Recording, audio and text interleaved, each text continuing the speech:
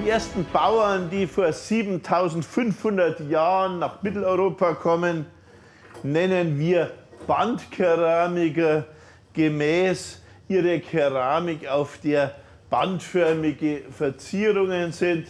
Sie sind die ersten Menschen, die sich dauerhaft in Häusern niederlassen, die an einem Ort sind und nicht mehr rumziehen und deren Ernährungsweise aus Ackerbau und Viehhaltung besteht, als eine dramatische Änderung in der Menschheitsgeschichte. Ab dieser Zeit gibt es eine Bevölkerungsexplosion. Wir erkennen die Siedlungen der sogenannten Bandkeramiker ganz leicht an ihrer Keramik, eben Bandkeramik.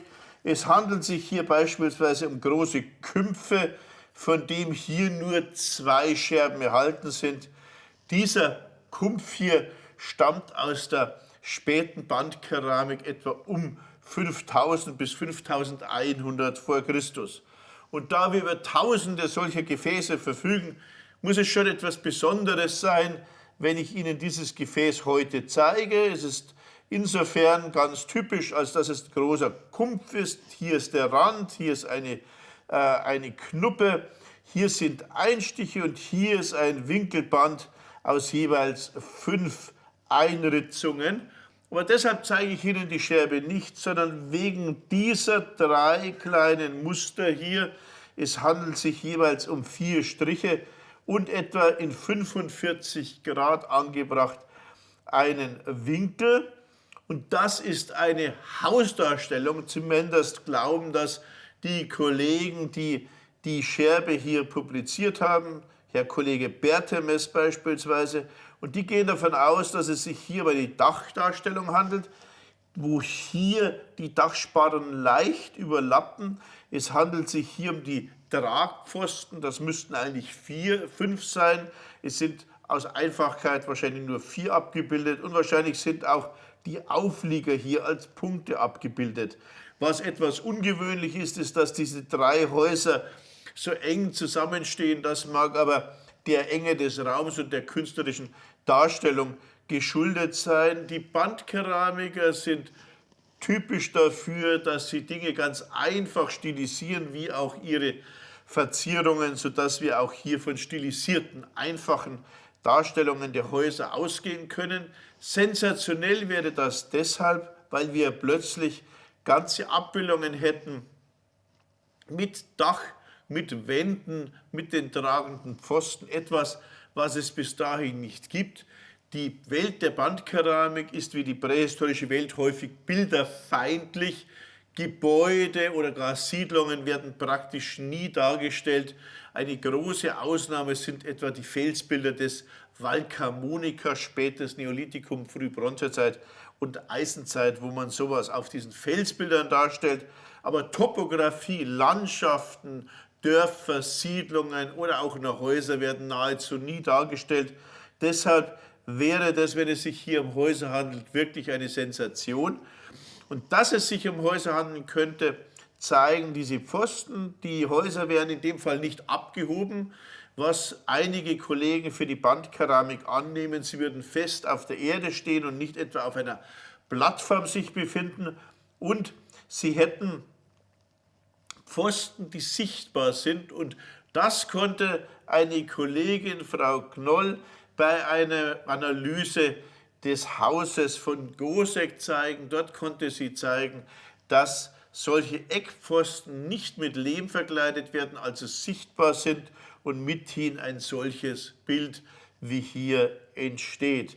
Durch diese Analyse des Lehms lassen sich nicht nur die Hausgrundrisse, von denen wir Hunderte kennen, darstellen, sondern auch das Aufgehende der Häuser. Und wir sehen, dass hier die Wände schön verputzt waren, aber nicht die großen Eckpfosten, dass die Wände häufig weiß geschlemmt waren. Wir sehen es weiterhin, dass möglicherweise auch die Dächer innen mit einer Lehmschlemme vor Brand sicher gemacht worden waren. Und wenn wir hier 3 Häuser sehen, so müssen wir auch wissen, dass bandkeramische Siedlungen häufig über sehr, sehr viel Mehrhäuser verfügen und dass diese Häuser bis zu 40 Meter lang sind. Früher dachten manche Kollegen, dass in solch ein Haus, etwa Kollege Lüning, nur 6 bis 7 oder 8 Leute reingehen würden, also das Haus eher von einer kleineren Familie besiedelt würden. Heute gehen wir davon aus, dass wir das mit irokesischen Langhäusern oder Langhäusern etwa in Asien vergleichen können, wo bis zu 30, 50 Menschen in einem Langhaus leben. Und das ist natürlich ganz wesentlich für die Interpretation der Bevölkerungsgröße. Diese Bevölkerungsgrößen hoffen wir in Kürze berechnen zu können, und zwar über die genetischen Daten aus bandkeramischen Friedhöfen. Sie sehen, Wissenschaft ist wie immer nicht ganz unkomplex. DNA-Analysen greifen in die Analysen von Häusern, in die Analysen von Grundrissen, in die Analysen von Hauswänden, die man rekonstruieren kann. Und es ist immer ein großes Glück, wenn man ein Bildwerk vor sich hat, das einem auch nur schattenhaft die Vorgeschichte wiedererstehen lässt. Das ist ja eines unserer Probleme. Die gesamte Vorgeschichte ist mit Ausnahme weniger Perioden sehr bilderfeindlich. Und wenn sie Bilder macht, dann immer nur gewisse enge Ausschnitte. Das Paläolithikum zeigt uns Jagdszenen oder Tiere. Die Felsbilder zeigen uns überwiegend Menschen und manchmal eben Gebäude. Die Situlenkunst zeigt uns Feste, aber immer nur einen kleinen Ausschnitt.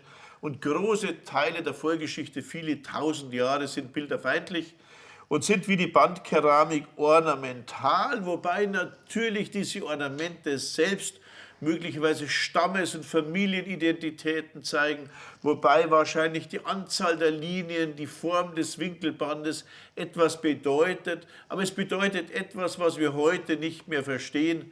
Ein gutes Beispiel ist Neuguinea, wo die Schilde der Krieger ganz ähnliche Muster zeigen wie die Bandkeramik. Und auf diesen Schilden ist die ganze Geschichte des Kriegers abgebildet. Seine Siege, seine Niederlagen, die Geschichte seiner Familie. All das kann man aus den Ornamenten lesen. Wenn es einem erzählt wird, Jahrtausende später, ist solch ein System nicht mehr zu dekodieren. Häuser allerdings, wie man sie ganz einfach zeichnet, können wir heute noch erkennen.